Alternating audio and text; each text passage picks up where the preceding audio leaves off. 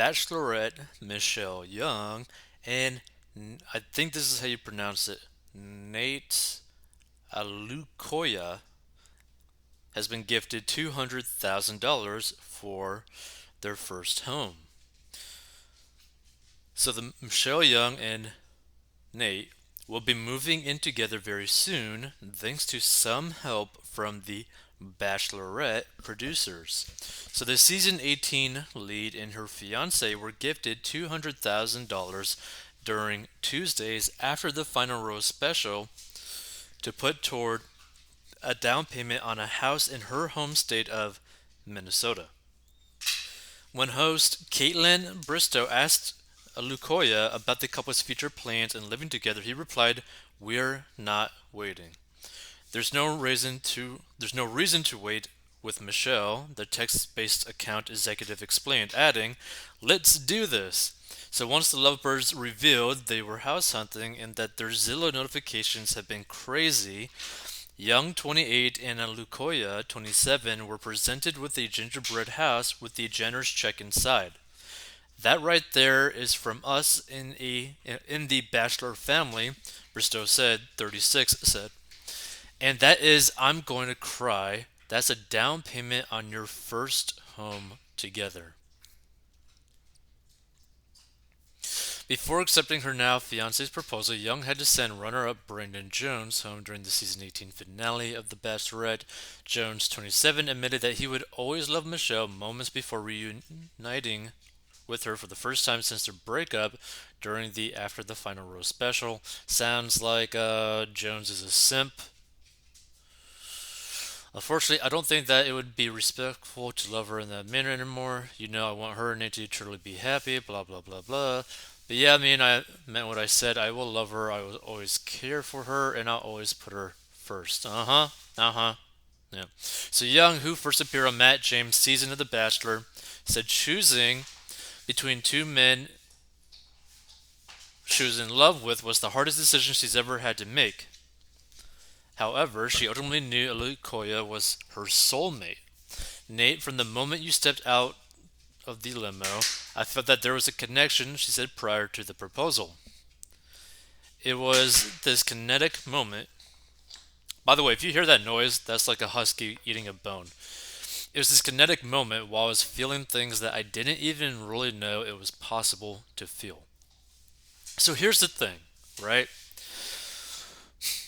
I think it's a cool thing that the show did this, but guess what? It's not as great as it may seem like, right? You're like thinking, oh snap, they just got a free $200,000. No, that is not actually what occurred. Headlines, yeah, receiving 200K, woo, right? The problem with this situation is that the $200,000 is not actually $200,000. The reason why we're saying that is because you got to view it in this. Anytime you are gifted something or like you win something basically from a show, right? Which is going to probably be the same equivalent to this, right? This is all from the show, right? Technically the producers, but from the show, right? This is going to be viewed as normal income to these people, right?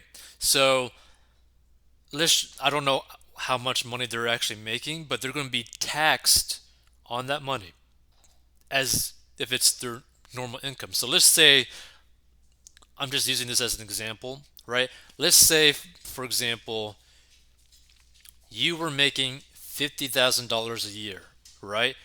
And then this show gave you $200,000 in a check, right? Towards the down payment of your home, right?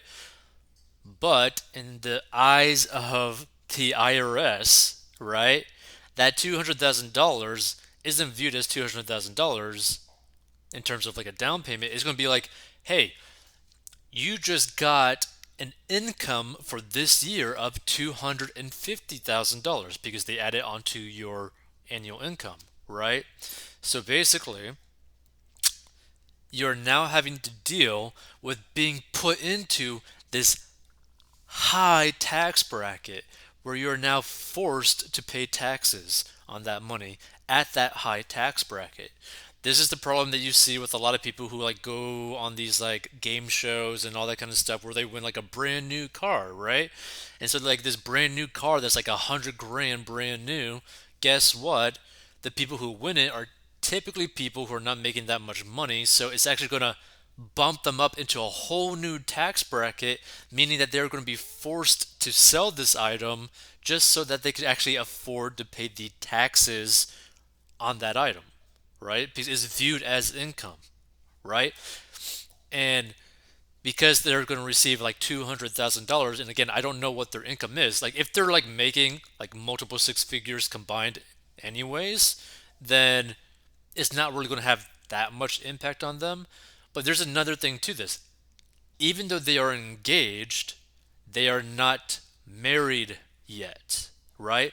So technically speaking, this is not their money, right? Technically speaking, they should still not buy a house until they are officially legally married.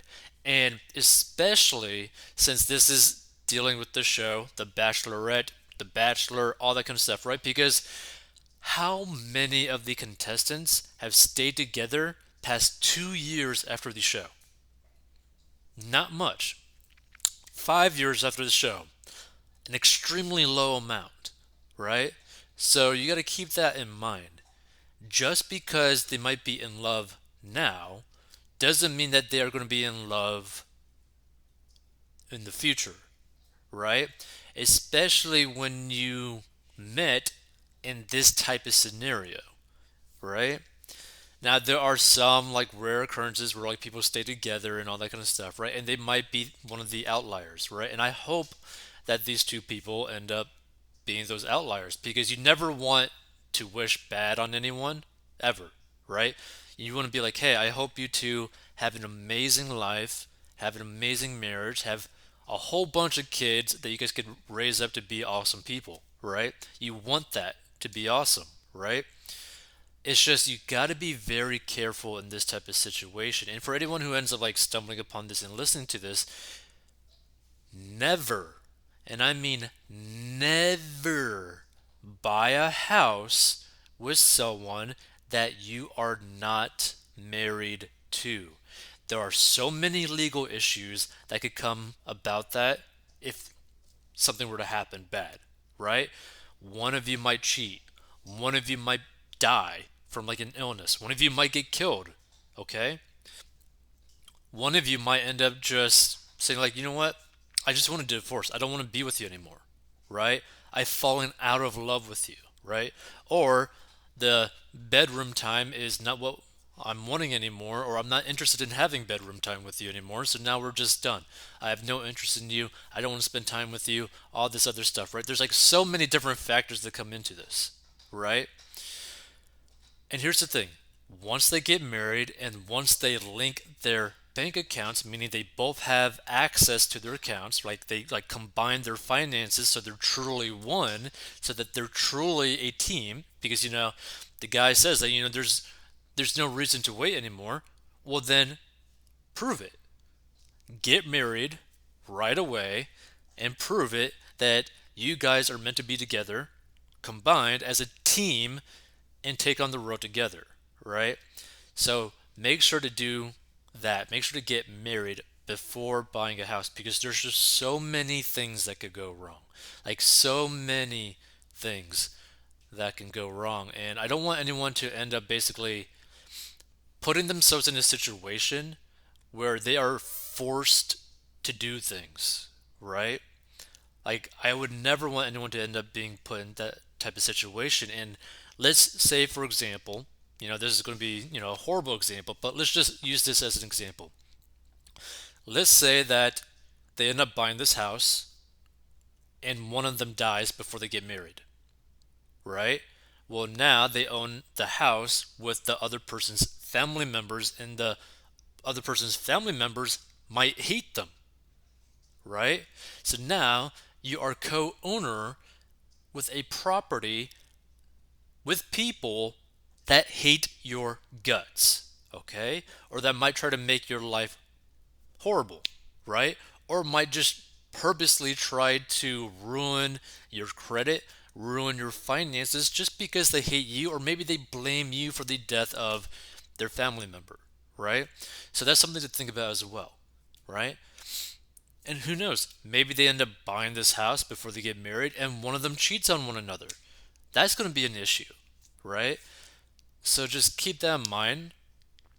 There's a lot of factors in life. Personal finance is personal, obviously, but I want them to like set things up in the correct order so that they have the highest likelihood of having a very long and happy marriage, right? Because again, no matter who you are, you always want to wish the best for people and you want them to do well, right? And look, I've never watched The Bachelorette, but you want them to do well. You want these people to do well. You want, hopefully, this married couple to do very well, right? So just keep that in mind.